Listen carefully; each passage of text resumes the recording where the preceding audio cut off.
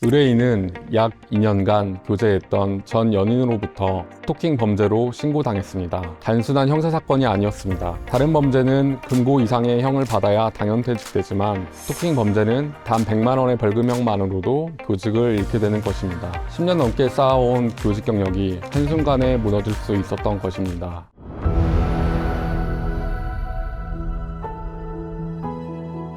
법정에서는 치열하게, 의뢰인에겐 친근하게. Frontier. 안녕하십니까. 법무법인 프론티어 최상락 변호사입니다.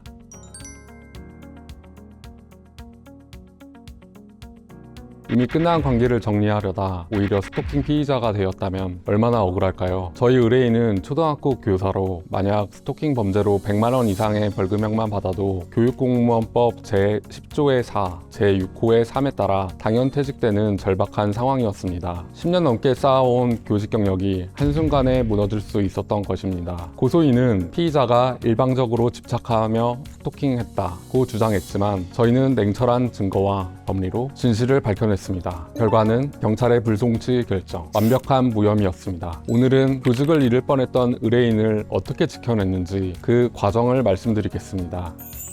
의뢰인은 약 2년간 교제했던 전 연인으로부터 스토킹 범죄로 신고당했습니다. 고소인은 2025년 7월 17일 명확히 헤어지자고 했는데도 계속 연락하고 8월 16일에는 집까지 찾아왔다고 주장했습니다. 하지만 의뢰인에게 이 사건은 단순한 형사사건이 아니었습니다. 교육공무원법 제10조의 4, 제6호의 3은 스토킹 범죄로 100만 원 이상의 벌금형을 받으면 교원 결격 사유가 된다고 규정하고 제43조의 2는 당연퇴직된다고 명시하고 있습니다. 다른 범죄는 금고 이상의 형을 받아야 당연퇴직되지만 스토킹 범죄는 단 100만 원의 벌금형만으로도 교직을 잃게 되는 것입니다. 의뢰인은 매일 아이들을 가르치는 것이 제 삶의 전부인데 100만 원의 벌금만 받아도 모든 것을 잃는다니 밤잠을 이루지 못했습니다 라고 호소했습니다. 스토킹 범죄의 핵심은 상대방의 의사에 반한 일방적, 지속적 접근입니다. 저희는 3가지 전략으로 대응했습니다. 첫째, 형사조정 이후 고소인의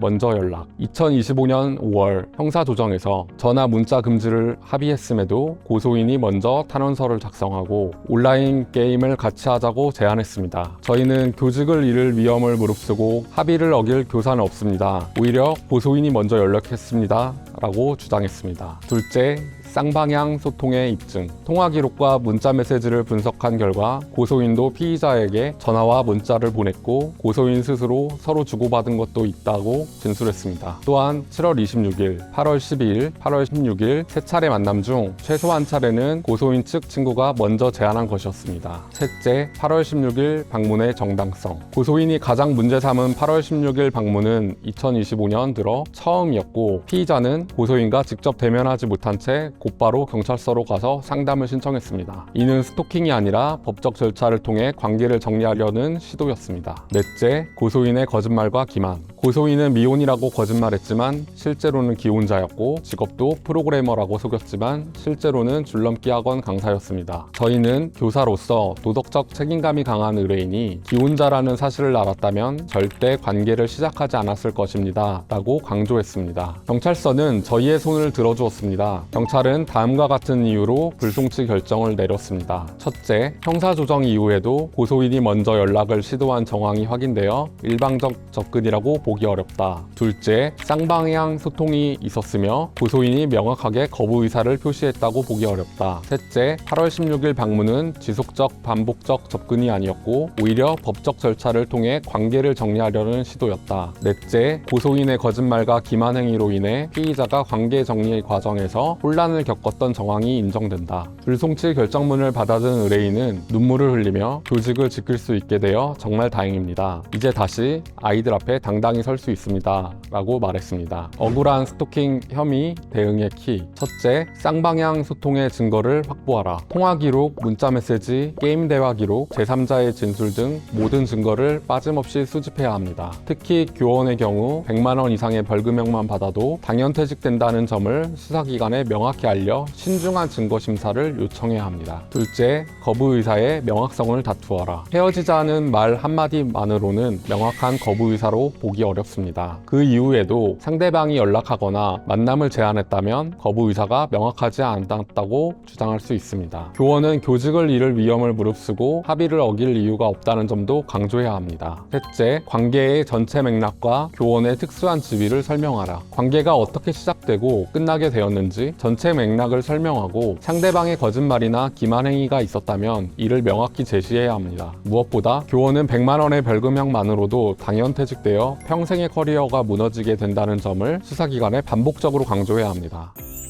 이 사건은 억울한 스토킹 혐의에 대응할 때 증거에 기반한 체계적 대응이 얼마나 중요한지를 보여줍니다. 특히 교원처럼 100만 원의 벌금형만으로도 직업을 잃는 경우 그 중요성은 더욱 큽니다. 스토킹 범죄는 피해자 보호를 위한 중요한 법률이지만 때로는 관계 정리 과정의 정상적인 소통까지 스토킹으로 오인받을 수 있습니다. 이럴 때일수록 감정적으로 대응하지 말고 냉정하게 증거를 수집하고 법리에 따라 대응해야 합니다. 혹시 비슷한 문제로 고통받고 계신다면 특히 공무원이나 교사처럼 직업을 잃을 위험에 있는 상황이라면 법률 전문가와 상담하여 최선의 해결책을 찾으시길 바랍니다. 법정에서는 치열하게, 의뢰인에게는 친근하게. 지금까지 법무법인 프런티어 최상락 변호사였습니다. 감사합니다.